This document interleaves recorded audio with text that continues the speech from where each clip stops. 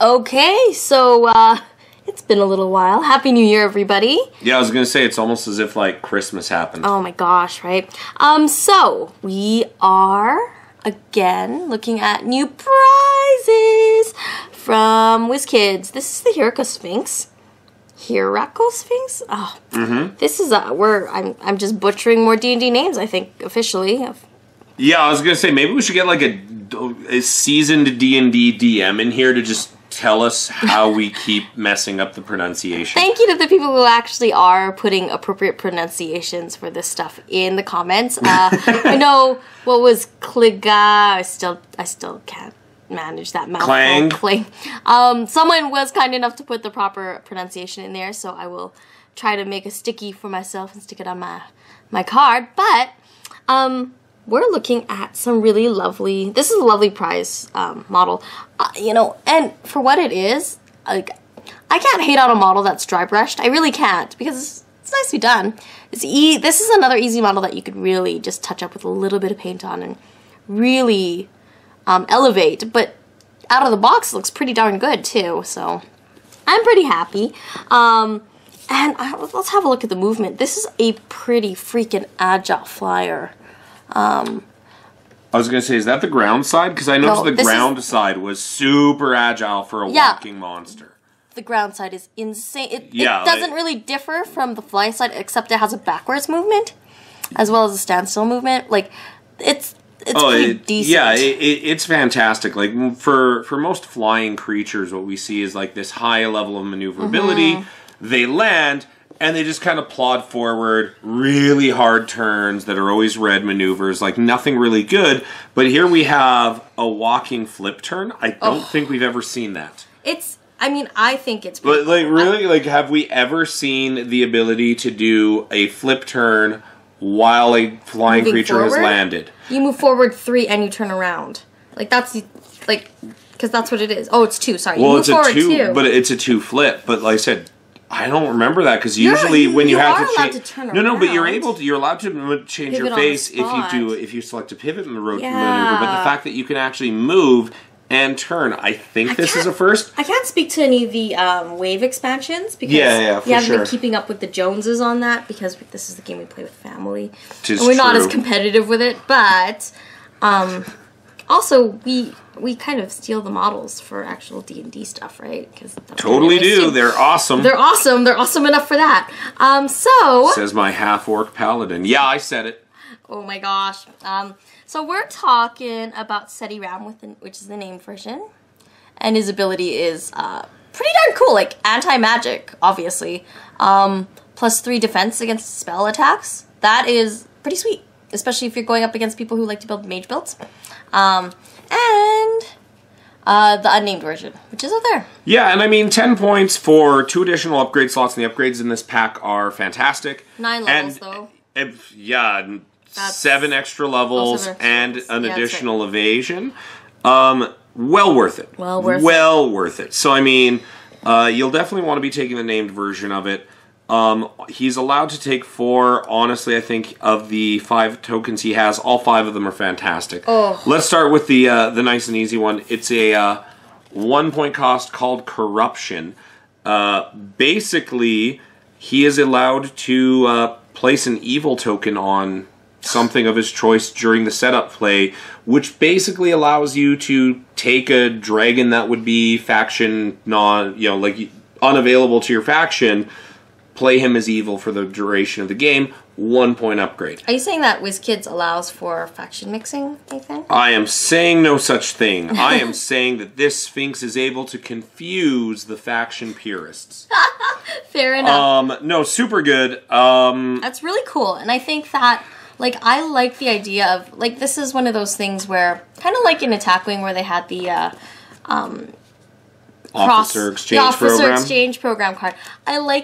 I prefer having cross-faction stuff that happens through an ability that you actually pay points for. Albeit it's only 1 point. But again, why not, right? You're paying 1 point, and you're burning an upgrade slot on this character. Now, no, it is not, must be equipped to a Sphinx or anything like that, as we will see on some of these. Not what the Sphinxes are? It's a beast upgrade, but there's some like this one where it's like must be a Hieracosphinx. we'll save that one for last. It's baller. Okay, fine. Teleportation of the Sphinx. Super cool. It is a 5-point discard, and I know you hate them. I know you hate them. 5-point discards in the economy of Star Trek Attack Wing is different than a 5-point discard. You know, and it's true. This is equivalent to like a 2 or 3-point discard. You know, and that's exactly it. It's like when depending on the ratio. When you're playing 100 points, a 5-point discard hurts. When you are playing 150, 200 points, it's a lot nicer. Nominal. Basically, discard the card, remove your Sphinx, replace him anywhere on the playing surface. Period. So, and I love. And combined with his movement profile. Wow. Holy shit. And this is one of those packs that is, it's not necessarily OP from the card perspective, but it's really powerful in the hands of a very skilled general. Yeah. One who understands movement, one who understands how to make the right moves. Oh, absolutely. Because, yes, you can absolutely use a lot of these cards in very good ways to do it. And at 41 points for the named version, he's still relatively cheap. Yeah. Let's talk about Pounce. So, Pounce is an upgrade that lets you take extra attacks. Basically, after you use your bite attack, which is range 2 in the forward attack dice, you can then make 2 additional attacks on it using your claws. You pounce on it.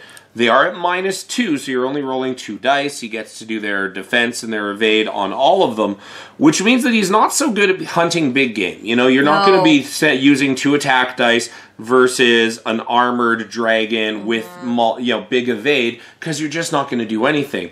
But it's a mage killer. Is that what you're saying? I was going to say it's going to ruin lighter to medium things. Wizards is where he's going to be earning his money. The limitation on Pounce, you must do it to the same target you bite, so you can't like go into an infantry unit and be like, I bite him, I pounce him, I pounce him. Come at me. But then you get the absolutely hilarious Rake upgrade, which is 5 points.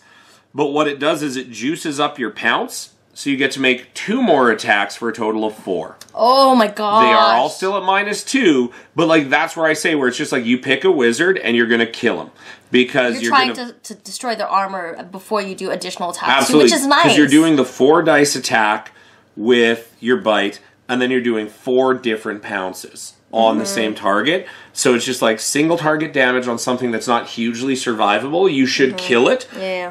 Especially because neither of these have to be activated. These are not actions. Oh, they're not. They do not go on to cool down. It's just a combat ability, hey? It's a combat ability and an upgrade to set ability. So that's... And they're only for the... Oh, there's a Griffin or Sphinx. Griffin or Sphinx. Oh, wow. So... You do have a little bit of versatility, but that's what I like about them, is you're not ruining your action economy. You're still getting your actions. You're not putting these on cooldown, so you can do this every single time you attack, provided you're in range, and you're not just straight up going gangster and killing it.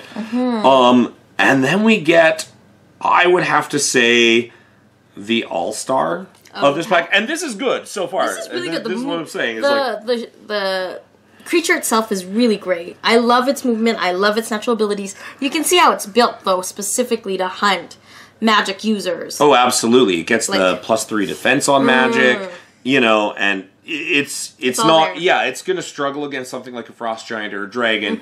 It's going to ruin a wizard's day, even if it's one of the lich wizards, you know, like the ones that can convert extra ones. So Perfidious Gaze is... Here, you can hold it. It is its weapon upgrade. It does have a 2-turn cooldown on it. Basically what it is range 3 attack. You roll 2 attack dice. So it's kind of a gamble. If you hit with either of them, and you do get through the creature's evade, you do no damage, but you charm said creature. Now, I'm going to break down the rules of charm. You have a whole extra card for it. But basically, you control said creature. You choose its maneuver dial, its actions, and who it attacks. If your Sphinx attacks the charmed creature, the charm token's immediately off. Friends off. Friends off. Otherwise, you can't fly it off the board. Nice try. Because it says that if you have a maneuver that will take it off the board or within range 2 of the board edge, it just doesn't move. It stops. So... Too bad you can't just charm their 80-point dragon and fly him away. And then anytime you wish to attack, So I'll have to read that last one again. But if the charmed creature's attack might affect a creature that is friendly to it, so on the faction that purchased it, perhaps, the charmed creature first rolls 2 defense dice. If it rolls at least 1 evade result, the charmed creature does not attack. It's kind of like a willpower roll then, hey? It really is like a willpower roll. And again, I think this ties into what you were saying with this isn't the obvious power. Because the fact that, like, you can take over their monster dragon, but it has a chance to not attack its own enemies, but you can maneuver it in such a way that you can absolutely fuck it up. Because it's specific... Oh, sorry. We're not beeping that out, by the way. Sorry. My bad. But, like, as it says, if the creature who placed the charm token damages it, you immediately remove it. But what this is going to be huge for is you move it towards your ballista. You move it towards the things that you know are going to kill its... you know, that big, huge dragon, because it can't attack you back. And there's no way to shake that charm token. Also, you can use it because there are, there is friendly fire in this game, right? You can use it to shield your creatures if you know there's friendly fire coming up. And I think that's the other thing that really, you know, again, it really excites me about this pack is... it's a general's pack. It's a pack for the tabletop. It's a pack that says, okay, if you can strategically move your opponent's, you know, creature in a way that protects you, that potentially harms it, but through your opponent's actions, you're putting them in a tough place. And I love that sort of stuff. I love those little mechanics that make you really think strategically, make you take chances. Let's go over the quick... participation prize, I guess, the adornments. It's an adornment of Tiamat and the regalia of Bahamut. Yeah, but that's the tiers. They're separate. Well, they're all the names. That's the name of the set. If you're collecting the set. Got it. So here's the tiers of Tiamat, and the tiers of Bahamut are the same. Where you discard this upgrade to remove a number of damage cards from yourself equal to the number of artifacts that you have, which is pretty darn cool, or I guess, you know, regalia or whatever. You must remove face down damage cards before removing face up damage cards. Still, I love the healing ability of this, and again, I think what I really enjoy about the whole regalia and the set participation prizes is, A, it rewards you for showing up to participation events without, you don't have to, like, kill, you know, people, kill all your opponents to participate. And B, you can stack them up. It's not one of those tournament resources like in the Star Trek Attack Wing, where it's like you can only take one, and they're retiring some of those now. We might see retirements in the future coming out of D&D. I have a feeling that maybe not, though. Yeah. Because I feel like the game balance is a little bit tighter. Yeah, and again, what I really like about it is being the any upgrade slot. Anyone with an upgrade slot in anything you can do. So anything you want can take that. Yeah, and that's always awesome. Really good. All right, so that's it. We'll probably rip up another prize pack. We'll do a few tonight and just chat away. So thanks for watching. See you soon. Cheers.